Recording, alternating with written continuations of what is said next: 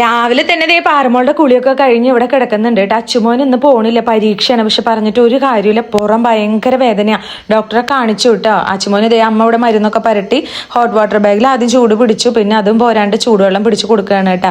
പാറമോളെ പരീക്ഷയ്ക്ക് ഇവിടെ ബോക്സ് എടുത്ത് നോക്കിയപ്പോൾ ബോക്സിൽ ഒരു പെൻസിൽ പോലും ഇല്ല. ഞാൻ പുതിയതായി പെൻസിലും സ്കെയിലും റബ്ബറും ഒക്കെ വെച്ച് കൊടുത്താണ് കേട്ടോ. ഒന്നും കാണാനില്ല. കണ്ടോ, അവളോട് ചോദിക്കുമ്പോൾ എവിടേക്കാ പോയെന്ന് അറിയില്ല. ഞാൻ കുറേ വഴക്ക് പറഞ്ഞു കേട്ടോ രാവിലെ തന്നെ. കാരണം അവരവരുടെ കാര്യങ്ങളൊന്നും തന്നെ പാറമോള് നോക്കില്ല.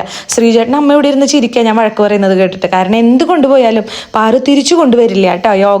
യോഗ മാറ്റിൻ്റെ കവറ്, അതുപോലെ പെൻസിൽ, റബ്ബർ, ഇതൊക്കെ പാറമോൾക്ക് കൊടുക്കുന്നതേ കാണുള്ളൂ. തിരിച്ചൊരു സാധനം പോലും പാറമോള് കൊണ്ടുവരില്ല. അപ്പം അതിൻ്റെ ഒരു വഴക്കാണ് രാവിലെ തന്നെ ഇവിടെ കാണുന്നത് കേട്ടോ. അച്ചുമോന് പുറമേനെടുത്ത് ഭയങ്കര വിഷമം വേദനയൊക്കെ ആയിരുന്നു കേട്ടോ. അങ്ങനെ ചൂടൊക്കെ പിടിച്ച് ഒരുവിധം മരുന്നൊക്കെ കഴിച്ച് അവിടെ ഇരിക്കുന്നുണ്ട്. പാറമോൾക്ക് ഇന്ന് ബ്രെഡിൻ്റെ ഉള്ളിൽ ഓംലേറ്റ് വെച്ചത് വേണമെന്ന് പറഞ്ഞിട്ട് അതാണ് ഉണ്ടാക്കിയിരിക്കുന്നത് കേട്ടോ. പിന്നെ ഇടിയൻ ചക്കും മുതിരിയും കൂടി അമ്മ ഇവിടെ ഉപ്പേരി വെച്ചിട്ടുണ്ട് കേട്ടോ. അടിപൊളി ടേസ്റ്റാണ്. അങ്ങനെ ഇതെല്ലാവരും കഴിച്ചു കേട്ടോ. പാറമോൾക്ക് വേണമെന്ന് പറഞ്ഞപ്പോൾ ഞാൻ പിന്നെ എല്ലാവർക്കും ഉണ്ടാക്കി. അങ്ങനെ എല്ലാവരും ബ്രെഡ് ഓംലേറ്റ് കഴിച്ചു.